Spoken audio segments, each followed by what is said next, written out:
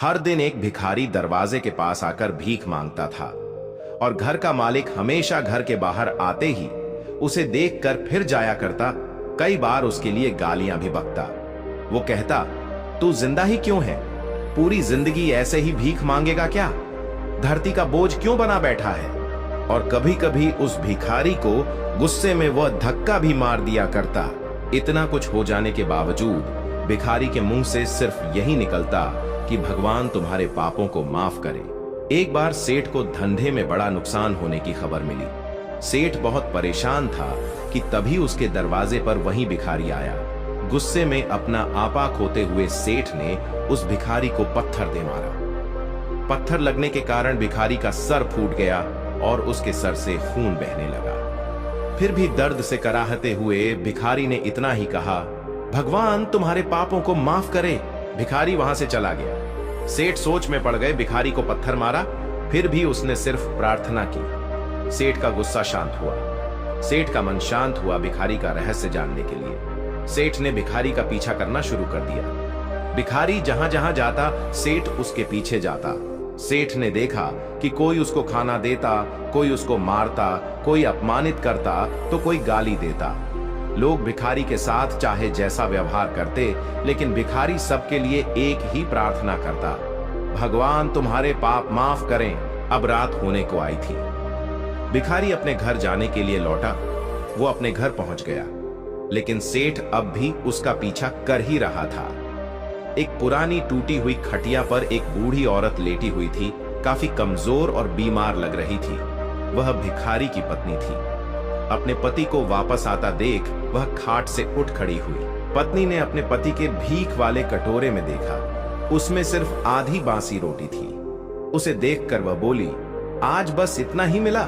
और हाँ, आपके सिर से खून निकल रहा है, ये चोट कैसे लगी? बूढ़ा भिखारी बोला, आज बस इतना ही मिला, किसी ने कुछ दिया ही नहीं। सबने गालियां दी और एक ने पत्थर भी फेंका, इसीलिए मेरा सर फट गया।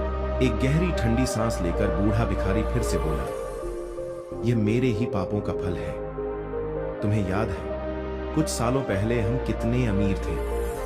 क्या कुछ नहीं था हमारे पास?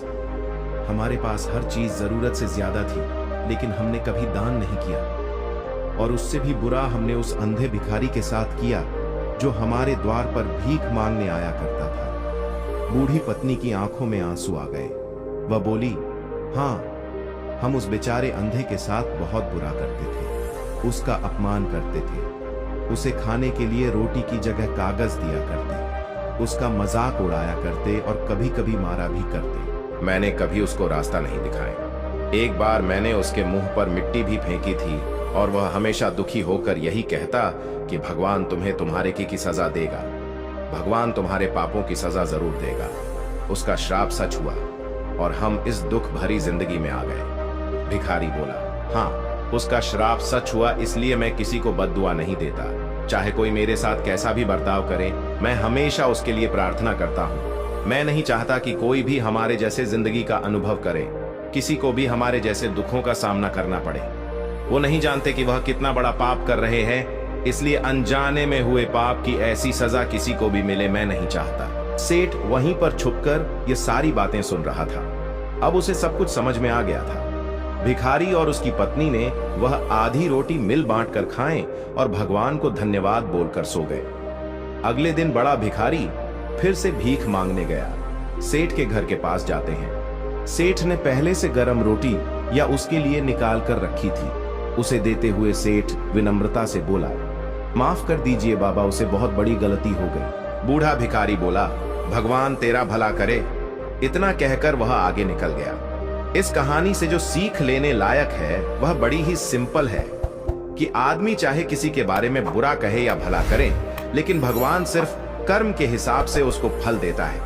क्या हुआ अगर भगवान नहीं दिखता है? लेकिन यह बात बिल्कुल सच है, उसके खाते में सबका हिसाब बहुत बहुत पक्का होता है। इसलिए जब किसी के लिए कुछ भी करो तो अच्छा ही करो।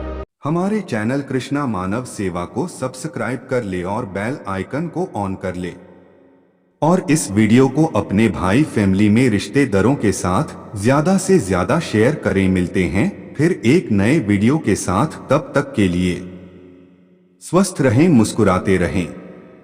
जय श्री कृष्णा।